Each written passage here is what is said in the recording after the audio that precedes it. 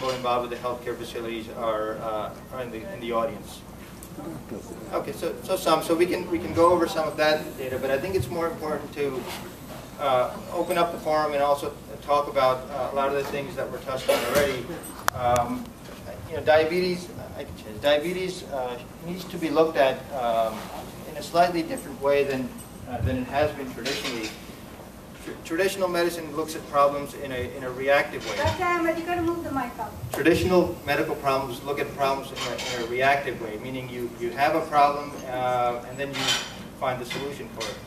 But the trend is changing now, especially in the setting of diabetes. We have to be proactive. We have to prevent these problems from occurring. So we have to prevent our diabetes from getting out of control so we can prevent complications that we all talk about. Specifically, we're talking about eye problems, kidney problems, vascular problems, amputations, infections. All these things are a result of uncontrolled diabetes that has been unchecked for a very long time. This graph on the screen, it's a little complicated, but it's important to understand because by looking at this, you can understand how we're all at risk for diabetes with all these risk factors that we talked about. We're at risk for diabetes well many years before the diagnosis is actually made. The problem with type 2 diabetes, which most of us are concerned about, is insulin resistance. We develop insulin resistance a lot of times due to our sedentary lifestyle, our weight problems, but amongst the Asian populations, a lot of thin individuals also have insulin resistance. So insulin resistance is not only, it doesn't only affect individuals that are overweight, but it can affect thin individuals as well. What happens when your body becomes insulin resistant is your pancreas, which is the organ that makes insulin, has to work overtime. And it has to make more and more insulin to overcome the resistance. Eventually, the pancreas loses its ability to do that. And once it loses its ability to do that, your body is not able to make the amount of insulin it needs. And that's when your blood sugars start to increase. And once your blood sugars start to increase, that's when you find on your lab test that your blood sugar is in the range of diabetes, and that's when treatment begins. Typically, the onset of diabetes is at this red arrow here. You can see that the insulin levels are already starting to fall. But these levels were starting to fall about 5 years before, and the insulin resistance started almost 15 years before even the mention of diabetes. So it's important to look at it that way because we can prevent this problem from occurring, or we can push the onset of it down the road. These next few slides, this is important to understand that even once the diagnosis of diabetes is made, a lot of us were unable to get our patients under optimal control. Despite all these medication options that are available, if you look at this graph, between 2003 and 2006, less than 60% of patients that have diabetes were able to get to what the standard of recommendation is in terms of goals for diabetes. There's a blood test that we should all know about if we're talking about diabetes called the hemoglobin A1C. Hemoglobin A1C is it's a simple blood test. It's a non-fasting blood test, and it gives us an average of what your blood sugars have been for the past 3 months. So they've come up with criteria as to what should the optimal A1C be. There are two different big organizations that dictate how we treat diabetes, and they both have different criteria, but essentially our goal A1C should be between 6.5 and 7 if you are actively being treated for diabetes. Anything above 7 means that your regimen needs to be modified, whether your medications need to be modified or your lifestyle needs to be modified.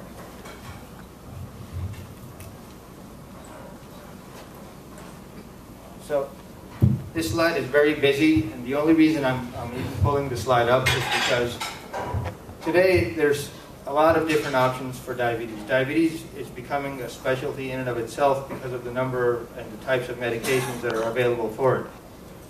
If you see this, there's tons of, these aren't even medications, these are just classes of medications that are listed here.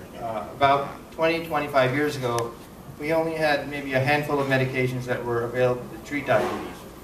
today there's, I even lost track. If you include all the insulins, all the medications, the list is very, very big. So everyone, medications have to be designed specifically for each individual. A medication that may work for me may not work for you at all. There are medications that we use that are geared towards weight loss. There are medications that are geared towards helping improve insulin resistance. So depending on the individual, your medications have to be chosen in a correct way. Traditionally, most medications that we've had, unfortunately, have had a negative side effect, and specifically that being weight gain. Older medications, one class called the sulfonylureas, which has been around for decades and decades, insulin, and there's another class of medications called the TZDs. All three of these medications, or these classes of medications, are associated with some degree of weight gain, which, if you think about it, is counterproductive to what we're trying to achieve here with better blood sugar control and also weight control. These newer classes of medications that we now have available, specifically they're called GLP-1 analogs. They're not oral medications, they're not pills, they're injectable medications. It's not insulin. These medications actually help us, number one, with better blood sugar control, and number two, with weight control also. Studies with these medications have shown that they are actually effective with weight loss, with some degree of weight loss in individuals. So these medications have been a big breakthrough in the treatment of diabetes, not only for getting excellent blood sugar results, but also in helping weight loss. These medications are injectable medications, which I think most of us in the room would agree that either our patients or we would fear taking an injection for treating our medical problem. But you have to realize injections today are very different than injections 20 years ago. The old-fashioned way of taking injectable medications, specifically insulin, was a bottle and a syringe. The needle was about this big, and everyone runs from it. Everyone was scared of it.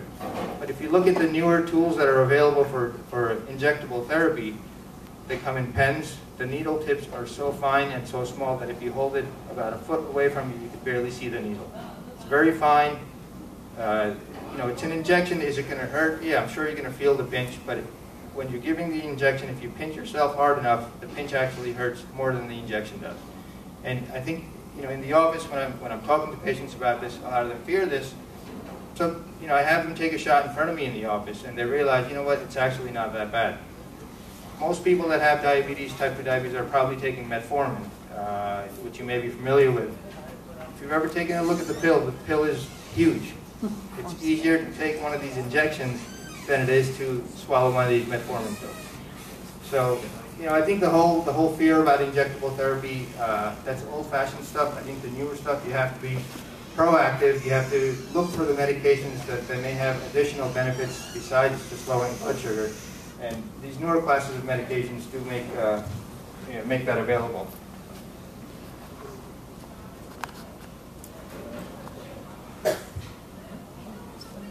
Most of these slides talk about specific medications in comparing one medication to the other. But this sort of summarizes a few things that I was mentioning. As far as, you know, what is diabetes? It's kind of a summary slide. There's reduced beta cell function or pancreatic function, which occurs many years before the onset of diabetes.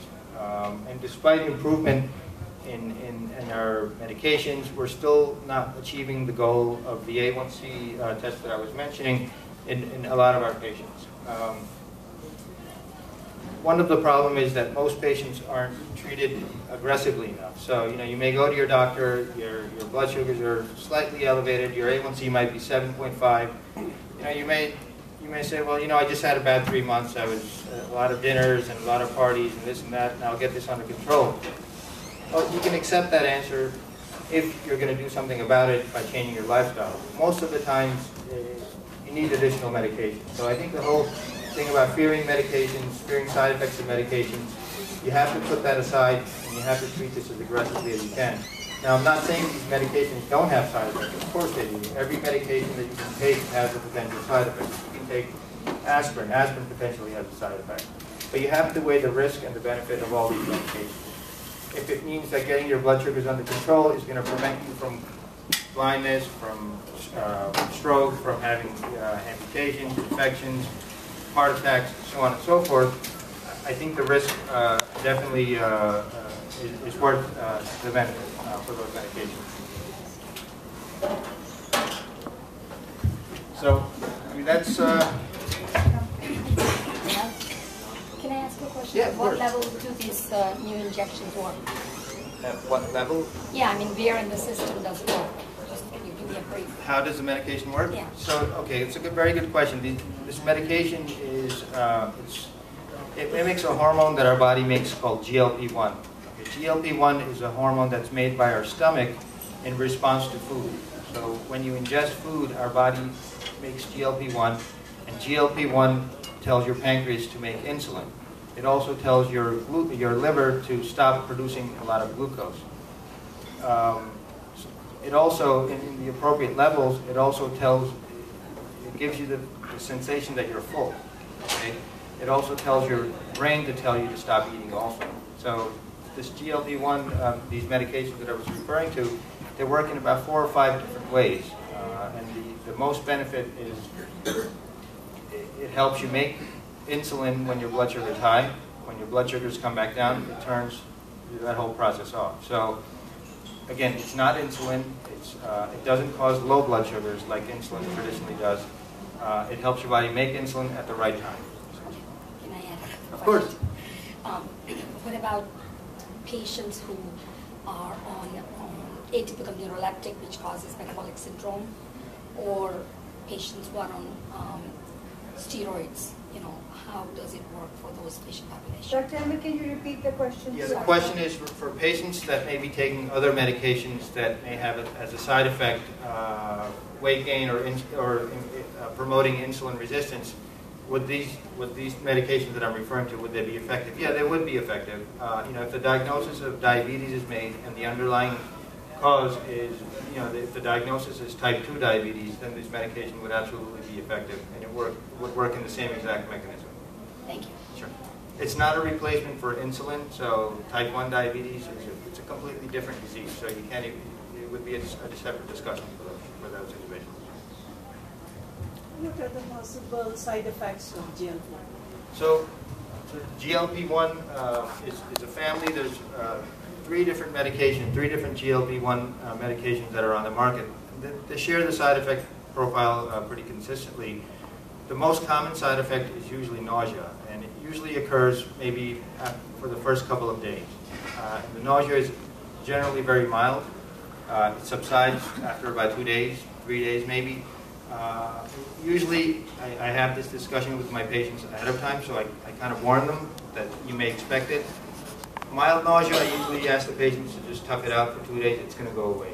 If it's anything severe, if you're having abdominal pain, if you're having severe nausea, you're throwing up, stop the medication. And I would talk to them to figure out if there's any way we can maybe lower the dose, maybe use a different medication, so on and so forth. That's probably the most common side effect. Other things like headache, dizziness, a lot of non-specific types of symptoms are usually listed in these medications on the insert, like they are with most other medications. A few things particular to this medications that have come up in the past. There's something called pancreatitis, which is inflammation of the pancreas. It's a problem that occurs even in the individuals that don't have diabetes. But people that have diabetes are already at a higher risk for developing pancreatitis. So there's questioned whether there's a link between these medications and pancreatitis. But if you look at the general population, people that don't have diabetes, and you took 100 people that are roughly, my numbers might be a little bit off, but if you take 100 people, let me rephrase that. The incidence of pancreatitis in individuals with diabetes is higher than it is for the general population to begin with. So whether it's the medication or whether it's the disease that's causing this potential problem, that's still a little unclear. So it is something that I usually talk to my patients about to warn them ahead of time in case they do develop some of the symptoms, such as belly pain or vomiting. You have to bring it to my attention. Another very, it's a sensitive thing about these medications that everyone's concerned about, because you may see it on television, you may read the papers that come with the medication. In animal studies, when they were using animals to experiment with this medication, specifically in rodents, there was a problem with one of the thyroid cell lines. And these thyroid cell lines tended to grow too much, and there was concern about something called medullary thyroid cancer, which is an extremely rare form of thyroid cancer, which most of us in the room probably have never heard of. I think since I've been practicing, I've seen 1 or 2 cases. Human thyroid cells are very different from those in rats and rodents. The number of receptors for these medications are very few. So the exact relationship between medullary thyroid cancer and these types of medication is not totally clear. There are certain recommendations that the FDA has come up with in situations where they say do not use these medications, but they're very few and they're very limited. Would it be counterproductive to combine this with the insulin? No, it's not counterproductive. In fact, recently, this particular medication, Victoza, the one I'm referring to, just got FDA approval to be used in conjunction with a long-acting insulin. That's, I think, within the last 1 or 2 weeks that was their label was updated. Yes. How long they have been using GLP? How long? GLP analogs were, the first one was out in 2004 or 2005 in the United States. That was exenatide, which is Byetta, and Victoza was released, I think, it's been about just over 2 years. It's been used overseas for a lot longer than that. Yes? Persons with a renal implant or take medication to weaken, reduce the immune system, do they have to look for special medications in the blood test or something to ward it off, know ahead of time before they could be developing diabetes? So the question, if I understand it correctly, is if someone has had a renal transplant, does that put you at a higher risk for developing diabetes? Yes, certain medications that are used for treating, for preventing rejection in kidney transplants do put you at a slightly higher risk for diabetes. So I'm sure when you go for your regular checkups and regular tests, usually the docs screen you for high blood sugar. We can take one more question, and Dr. Ahmad will stay with us, so we can keep your, thinking cap on, and you can stay for a bit, right? So we can have interaction. One more question, if anybody has it. Give yes. us some guidelines of glucose, at what levels of glucose do you start these patients on? Sure. So actually, that really busy slide that I was avoiding.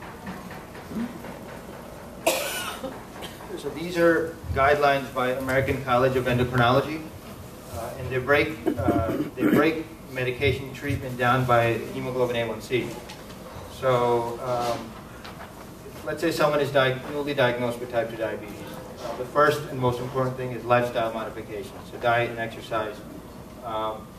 If their A1C falls between 6.5 and 7.5, you start off with one medication, and it can be any of these, I don't know if you can see it from back there, but essentially any of the classes of medications that are available, including these GLP-1 medications, metformin, TZDs, not sulfonylurea. Sulfonylureas, they're older medications. It's actually incorrect to use those first line nowadays. So that's for A1C between 6.5 and 7.5, and you can see for the higher A1Cs, the treatment, starting treatment is a little bit more aggressive. The most important thing out of this slide, and I think which is where, as healthcare providers, we need to be more aggressive, is you start a medication, reevaluate in 2 to 3 months. If you're not meeting your target of A1C less than between 6.5 and 7, you need to add a second medication. Again, the combinations are multiple. You can use, initially, the way I typically do it, I start off with metformin. If that's not working, I add a second agent on, depending on the patient. If the patient is overweight, which most patients with type 2 diabetes are, I usually go right to these GLP-1 medications. I think they're very effective in lowering blood sugar. They're very effective in helping reduce weight also. And with weight loss come other benefits. Doctor, before you move off that, where does Actos play a part in this? So Actos can still be used first line. I can't say I can't remember the last time when I started someone on Actos as a first line. That's just my preference. There are certain situations where you can do it. For example, if someone has NASH or fatty liver, which is a problem that occurs in individuals with insulin resistance and diabetes, where you get fat deposits in the liver. These TZD medications have been shown to improve that, to reverse that. So someone that has fatty liver and just is recently diagnosed with diabetes, a TZD would be not a bad agent to start off with. The problem with TZDs, of course, is weight gain. So, maybe a very small dose of a TZD and, plus a metformin or plus another second agent. Would you comment on the incidence of hypoglycemia with this? With GLP-1? Yes. Minimal. As compared to sulfonamide ureas? Like Oh, you can't even compare. So to kind of just understand it better, sulfonylureas make your pancreas make insulin all the time. It's like stepping on the gas pedal and just not taking your foot off the gas pedal. GLP-1s make you make insulin when your blood sugar is high. As the blood sugars normalize, the pancreas stops making insulin. It's like an on-off switch almost. So that's one of the big benefits of it is you're not constantly making large amounts of insulin. Thank you so much.